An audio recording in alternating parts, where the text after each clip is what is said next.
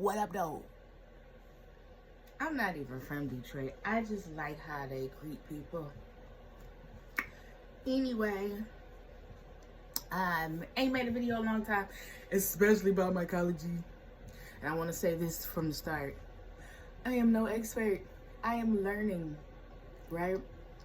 There are people who've been doing this shit for years who you can learn from, who are still learning themselves too, because the way the field of mycology goes, because it's so new compared to, only from a scientific standpoint, so new in terms of how we absorb the information of what we learn compared to what we know about like plants from the agricultural sense. Even like people have been strictly cultivating food for, you know, a long time, and testing those things and understanding and even scientifically measuring, observing, classifying those things, right? Mycology is a lot different because there was at one point where they considered mushrooms a plant.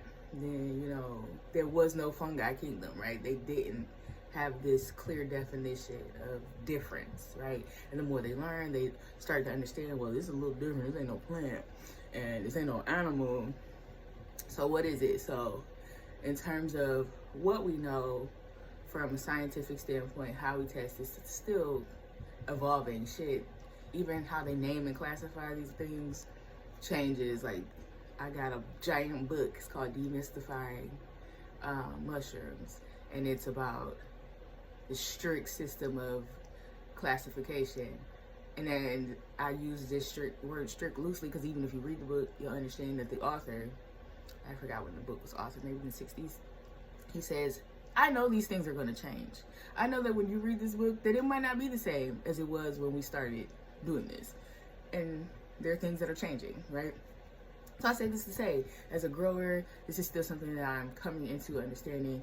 And the only way that you get better at stuff, especially from this perspective, is to keep doing it. You look at your failures and adjust from there, and you got to keep going. It's a numbers game, basically. And you'll have failures. Even the big ones, the people who've been doing this for forever have failures. Okay, so lesson time though. Skip all that. So I'm saying this to say, I guess, that don't use me as an only resource. Don't do that, but you should never do that with anybody. You should have various things that you cross-reference with different knowledge sources, okay? All right. So because I posted the Liquid Culture Day post, and a couple people were like, I don't fucking know what that is. Ooh, that's interesting. I want to learn more.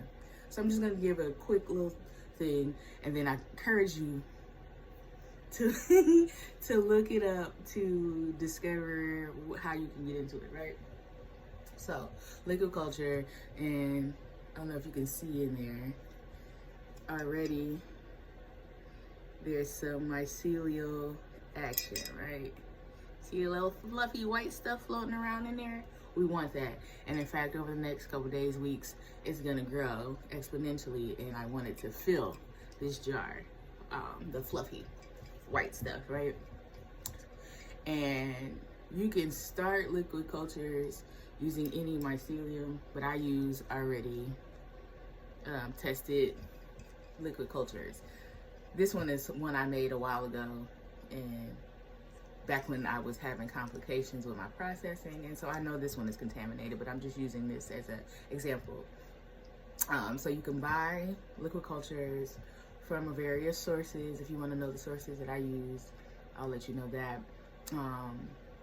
And I use those people because those are trusted sources of people who I know test their product, so it's free of contamination, because you don't want, you know, to try to multiply this and it's already contaminated, right? So I'm not multiplying this, right? So you'll get liquid cultures, which is just the mycelium, which is the underground network of the mushroom, right? And it is still part of the mushroom, right? It's the underground part of the mushroom. If you ever seen the culture plates, I don't have any around me. It can grow on agar. This is just suspended in a liquid nutrient solution. And the nutrient solution that I use is just cornstarch and water. I know people who use like coconut water, corn syrup, and water.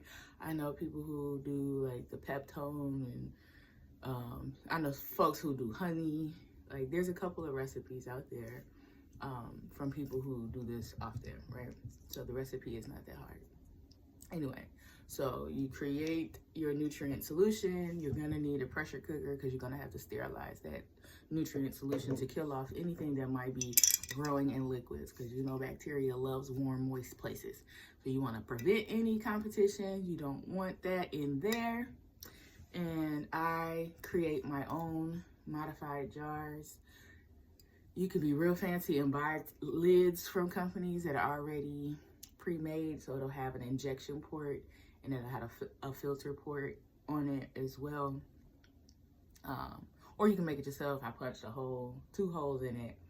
I bought a pack of injection ports from the company that I got this latest round of my medicinal mushroom cultures from. You could also make your own self-injection ports. I did that before, and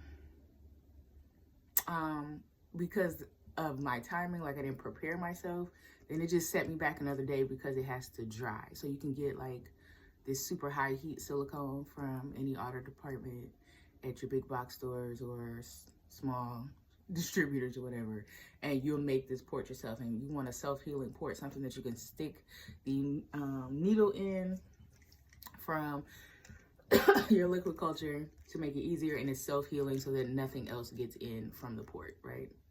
And then I know people who use filter patches or whatever. I use polyfill because it's just what I have on me right now. So that allows filtered air to get in because mycelium breathes oxygen. This is why it's not like a plant. Anyway, so once you sterilize your nutrients, then you're just gonna inject it. And it really only takes like 1 cc, that much, to multiply, right? So you can use, if you think that when you get them, you get 10 cc's of this, right?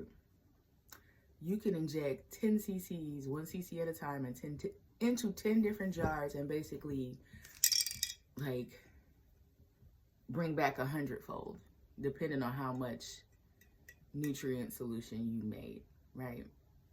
So you can literally turn your 10 cc's into thousands, right? And you can essentially keep going on into infinity, right? Especially if you grow this on agar, right? You grow that mycelium out on agar. You could take that agar and even add it, if it's clean, to the nutrient solution. So all these terms, like what's clean versus not, is going to take research if you're deciding to go there, right? And so why would liquid cultures be something that you would want to work with? One, because one syringe can cost you anywhere between $10 to $45, depending on the variety of mushrooms and the distributor that you're getting it from, right? So if you got it, you got it, right? But why not take that and multiply it and stretch out what you're able to do, right? And increase the opportunities for growing. So like you would inoculate jars or bags with your liquid culture, right? So if you're inoculating 1 to 2 cc's at a time, you're only going to get 5 to 10 jars out of one syringe. If you're doing it where you've got 100 opportunities, right, then you're increasing your opportunity to grow, right? So it's not just in terms of, so people who are growing on a larger scale will do that, but also if you want to continue to be able to practice or if you're, it's going to be prone to mistakes, that way you have more to work with, right? So again, like I said, this is just intro into ideas for those who have asked. There's a lot that goes on into growing, and it's just it seems like a lot of information to know, and it is. I remember when I first got introduced to the idea of growing, and this was years and years ago, and I got sent videos, like, check this person out, and when she started talking, it was like Charlie Brown speak. It was like, it just went in my ears, womp, womp, womp, womp. And I was like, I don't know what the fuck she talking about. But at the time, I also wasn't growing any food or plants, right? So growing things outside of, like, I had green onions in the windowsill and the bottom half of a romaine lettuce because somebody told me it can grow. So at that time, like, those were the extent of my watching things grow other than a human child, right? And I didn't fully understand like what these terms meant or was fully invested in learning. For me as a learning curve, like, I'm extremely motivated by my own desire to know more, right? You could tell me how great it is. You could tell me this, that, and the third. If I have no internal desire to do it, it's not even just like I won't. Like, my brain doesn't register it as something to absorb. Like, it's like, great. So I had to get to a place where I was open to receive the information from an internal perspective. Like, I need to know more. And I do this all the time with information. Like, I'm very much driven by, like, oh, I want to know more, I want to know more. It just has to have a switch click on, and I don't ever know the switch. Like, the switch has never clicked on for cars. Like, I have a very limited perspective on cars, or very little desire to learn more. Like, I got people around me who know things. Like, okay, teaching me things. Whatever you said, got you. I believe you, right? So anyway, back to mycology. This is not, I don't know. Beginner steps would be to buy one of these from somebody, get pre-made. I know people out there who buy pre-made like jars and substrate bags and stuff like that. Especially if you don't have a pressure cooker and you don't want to use one. There's people who do like stuff with rice, with the minute rice bags, because those are already pre-cooked, pre-sterilized, so essentially sterilized. So there's so many steps to getting to why and when you would use your liquid culture. This is just for those who wanted to know what this is, and possibly how to get started with doing it. So my liquid culture jars are gonna just sit in room temperature. I use river stones. You'll see a lot of people who use magnetic bars, and they'll have a magnetic stir plate, which folks in the science community use. And the magnetic bar, you put that on the plate that's magnetic, and you turn it on, and it automatically spins it, right? And it spins this thing, so you're breaking up the mycelium. You want it to,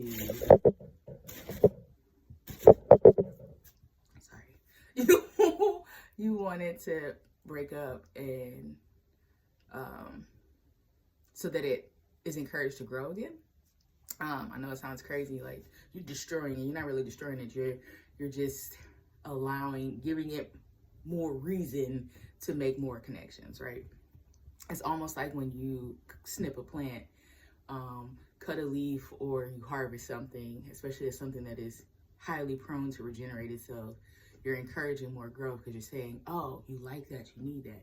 It's kind of like when you don't harvest stuff, you're telling the plant, like, I don't need it, and it goes to seed and does whatever it wants to, right? Sometimes that's temperature based too, so, you know. I'm using loose comparative principles here. But yeah, you want to break it up. So I just have a pack of river stones because I do art shit. And I put the river stone in there in the sterilization process so that the stone itself is also sterilized by the time I inject it. And then I'm just gonna break it apart.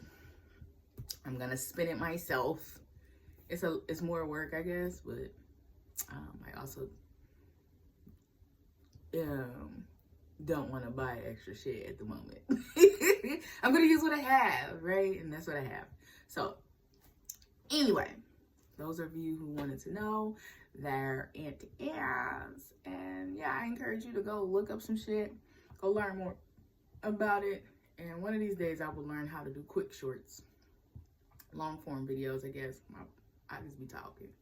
All right, peace and love.